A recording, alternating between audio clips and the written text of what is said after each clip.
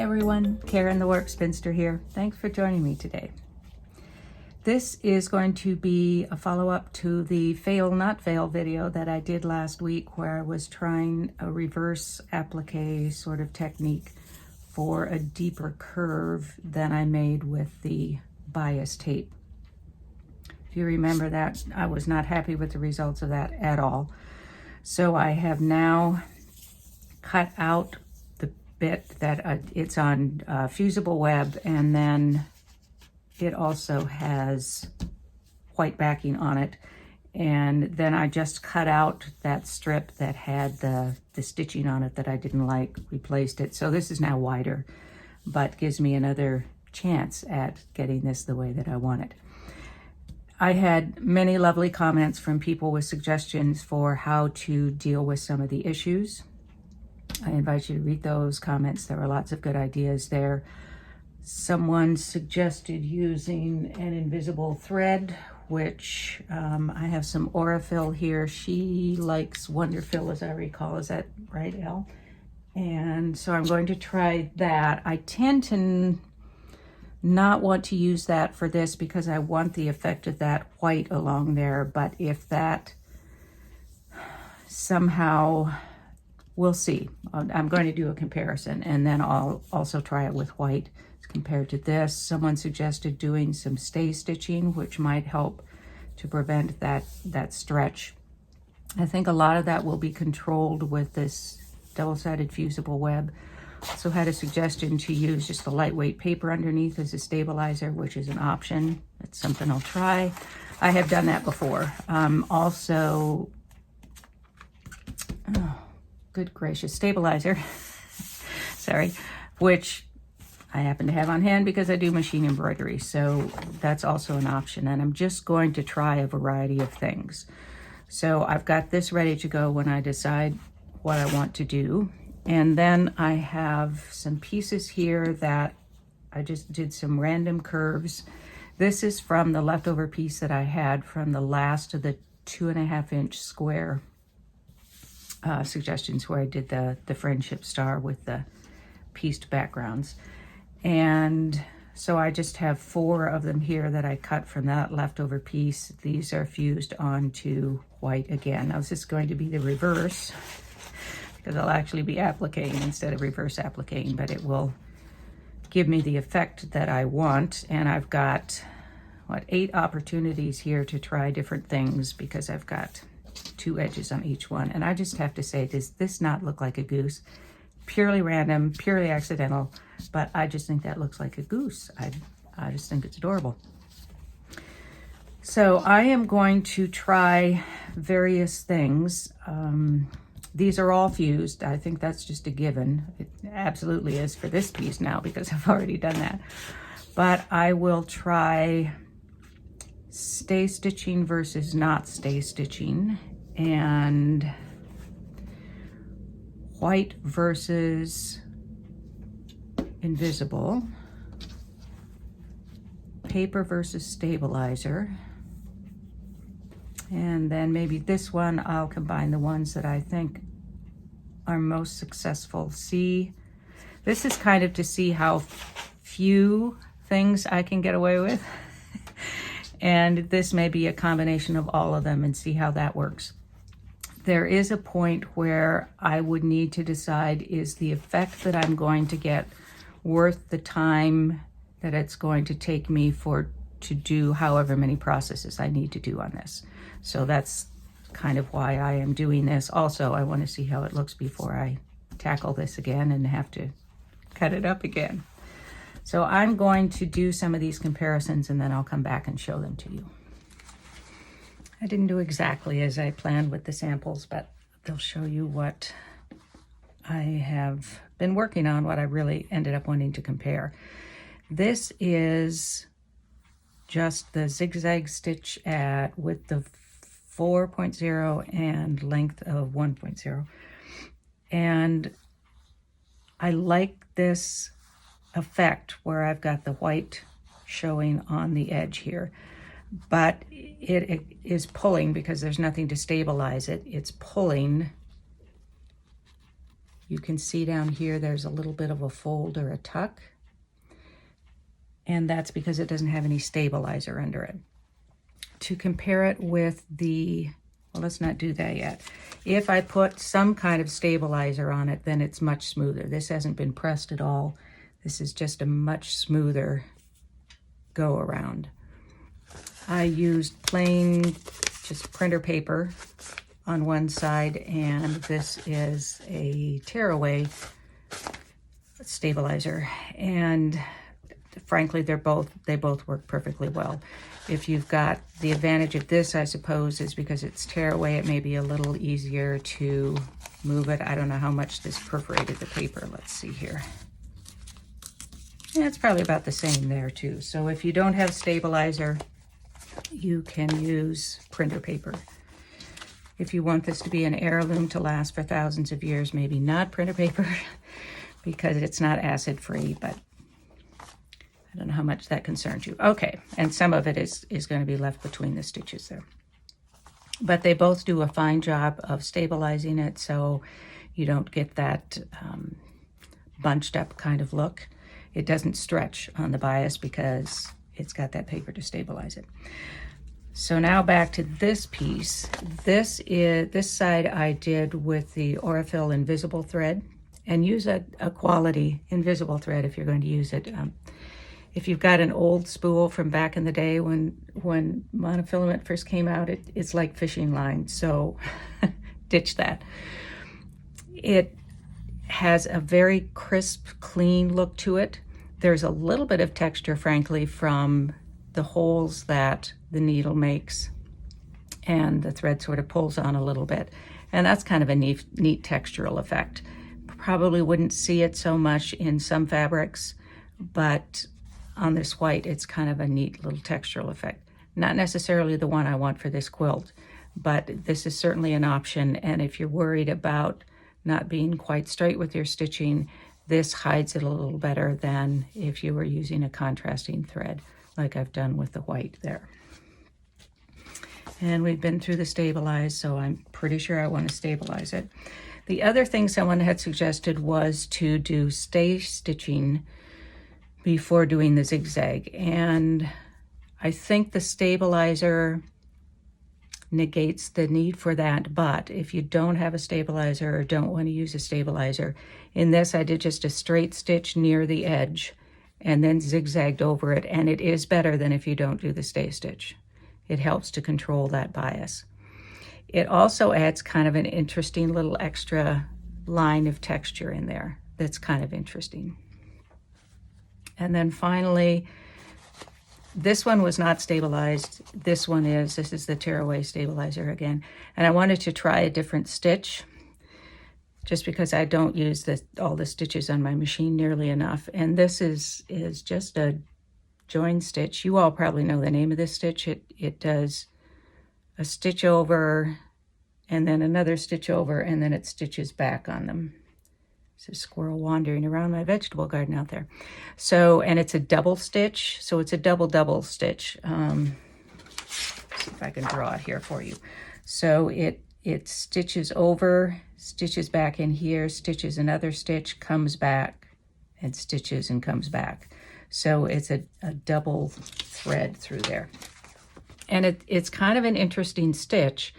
It looks sort of like a buttonhole stitch because this thread, I've got this running down the center, so there's one stitch on either side of the edge, and it looks a little bit like a buttonhole stitch because the white on the white is less visible. But it's kind of, in a way, it's an old-fashioned looking stitch, and in a way, it's kind of a modern looking stitch. So I went through and did that, and I like the looks of this stitch, actually. And then at the bottom, unfortunately, this was done with white on a light orange, so it's not going to show very well. I'll try to get a better picture of it and put it up at the end of the video.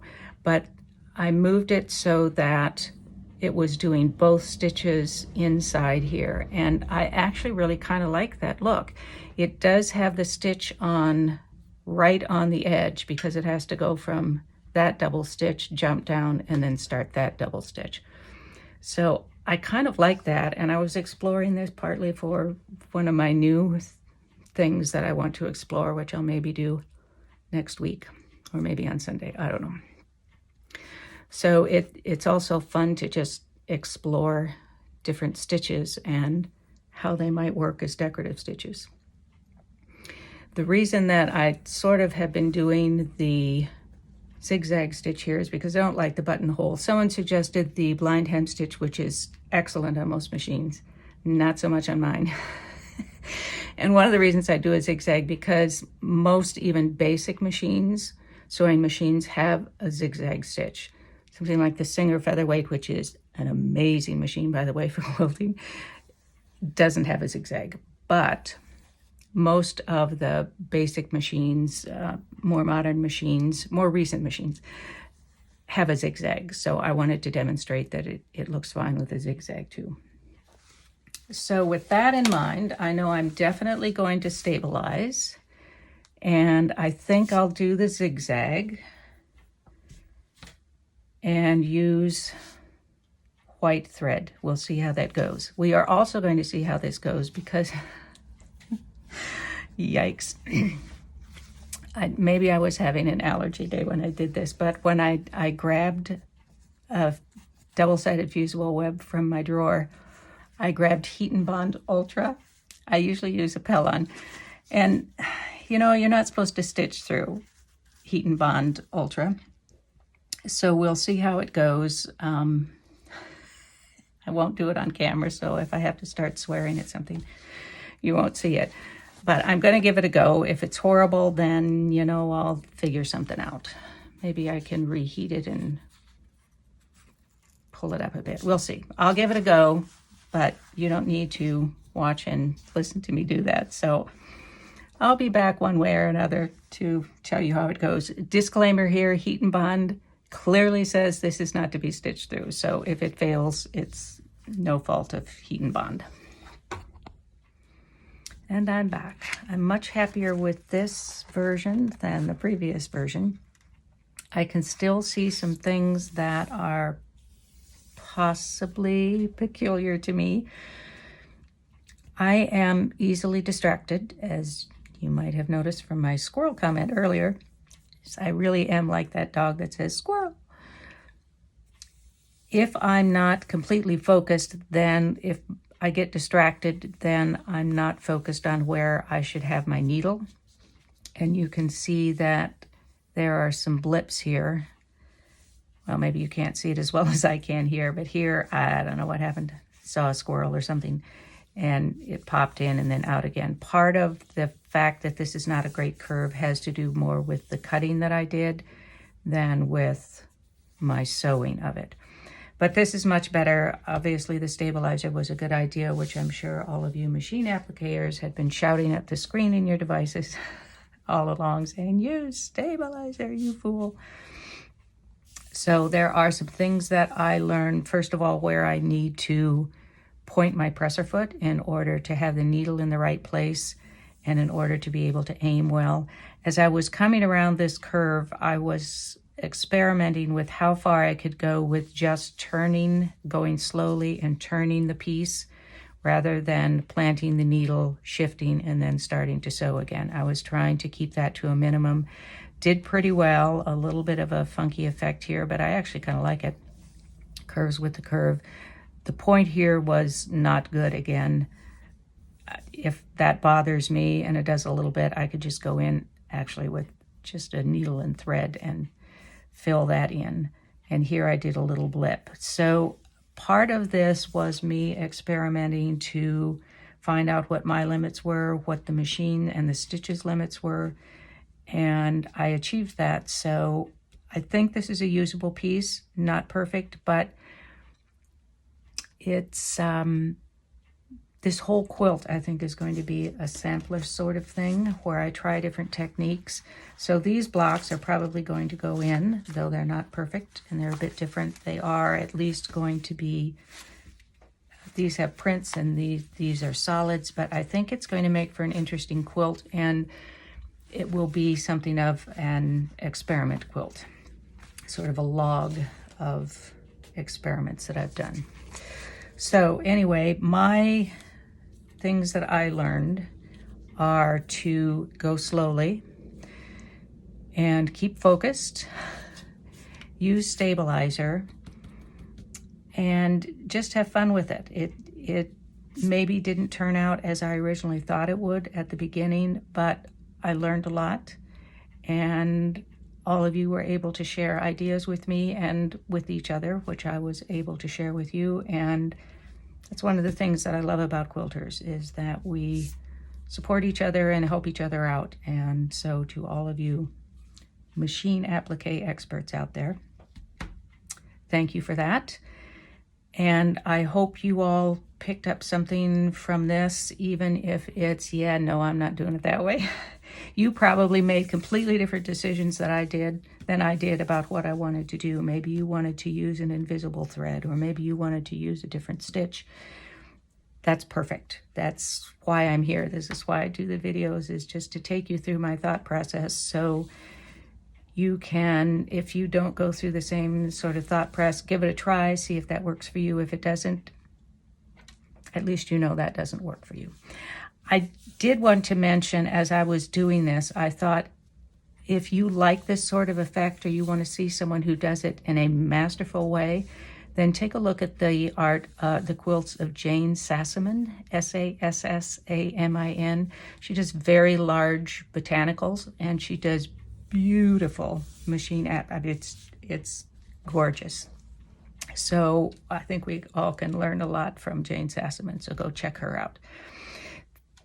Before I go, I also want to mention that one of your comments suggested that perhaps people might want to start personal playlists of quilting videos, not just mine, but any quilting videos that you want to refer back to. You can create a playlist in YouTube. So you would just hit the save button, and then you can, at the bottom, you can create your own playlist. So you could have one for modern quilts and traditional quilts, or machine quilting, or whatever. So thank you for that comment and suggestion.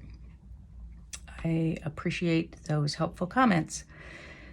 I will see you on Sunday. We are not doing the mystery clue until the following week, but on Sunday, I'm not quite sure what I'm going to do yet. I have a couple things in mind. It will be a surprise to all of us. Thank you for joining me today. I will see you next time, and in the meantime, be well, be happy, be quilting. Peace out.